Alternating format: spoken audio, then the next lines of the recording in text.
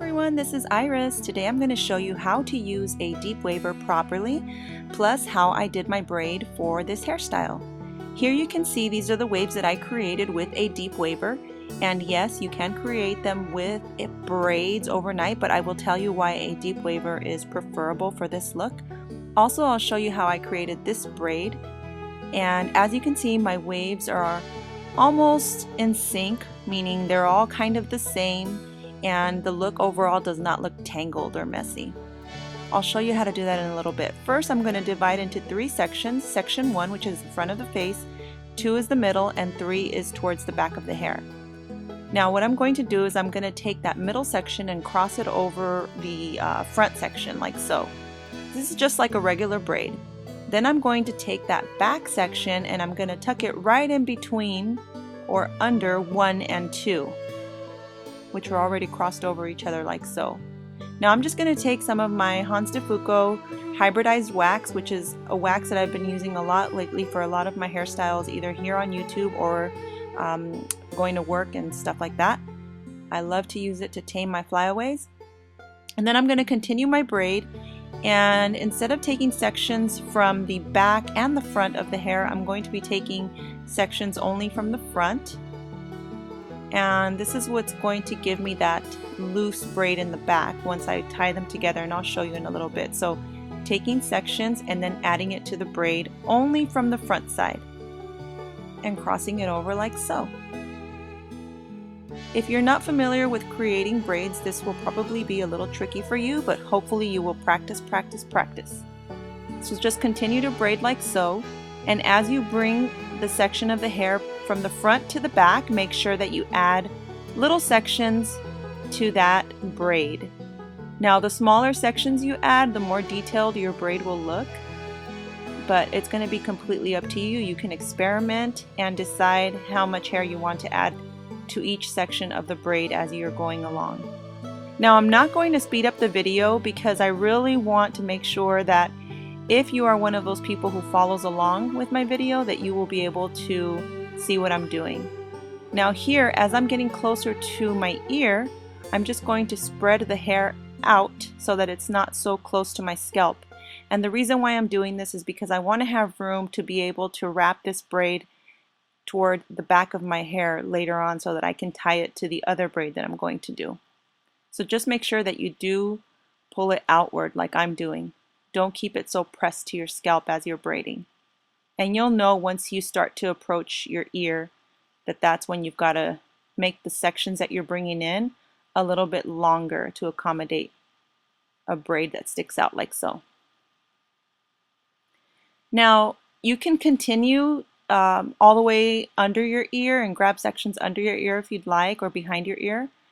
But it's going to be completely up to you. I am grabbing sections from just slightly behind my ear and adding it onto the braid. But if you don't want to, then you can continue the braid all the way to the bottom. I highly recommend using either clear rubber bands or tiny little plastic rubber bands that are really small little elastics, and not using anything that's like too big and bulky. Here you can see I'm just adding some more wax to my hair just to keep it nice and smooth because I've got some little flyaways coming out. So again, like I said, just continue the braid all the way down without adding any more hair to it, and then tie it and set it aside while you work on the other side. Now you can part your hair any way you want. I just parted it in the middle. You can even do like a half, or like from one side instead of parting right in the middle. So same thing on the other side. You're just going to divide it in 3. And then you're going to cross it over like so, just like a regular braid. Doing it this way is going to give you the braid that goes outward, or I believe it's called a Dutch braid. And so you just continue to braid like this, and as you bring the hair forward toward the face and then wrap it back, that's when you're going to add a section of hair. It's pretty simple, but again, I'm keeping the video at its regular speed because I want you guys to be able to keep up. And if you're already familiar with doing this, and you can go ahead and fast forward to the deep waver section of this video. But for those of you who are following along, I will continue to show this. So again, as you get closer to your ear, don't forget to stick the braid outward so that you have that room to pull it back.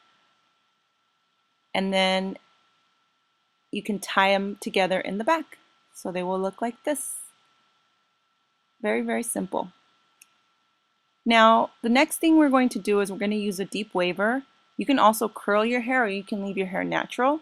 I'm using the KQC Xtreme Deep Waver and I got it from flatironexperts.com. There's a link in the description box along with a coupon code for a discount.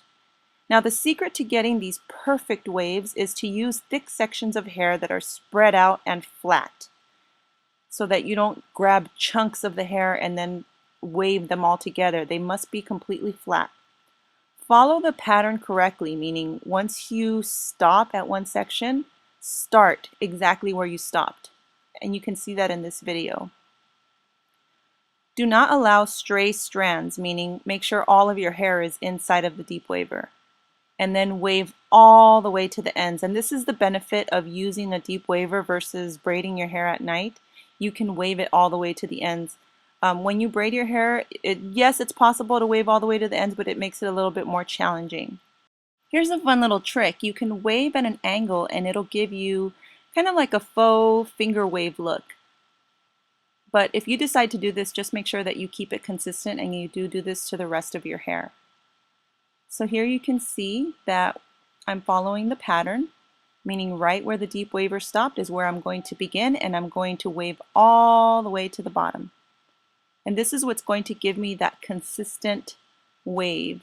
Now, I also recommend that you do add some sort of serum or wax or anything to blend these waves together. Don't use anything that is too water-based, and I wouldn't recommend using hairspray because I think it'll just give you that crunchy look that you can't really brush through. So once you've done that, then you're pretty much done. This is the look. I hope that you guys enjoyed it. It is a very beautiful look that you can do for anything that you're going to be attending this summer, whether you're a guest at a wedding, a bride, or anything else that you feel this would look right to wearing. So I hope that you guys have found some inspiration in this video, and if you have, please leave a nice comment and don't forget to click like. Thank you guys so much for watching.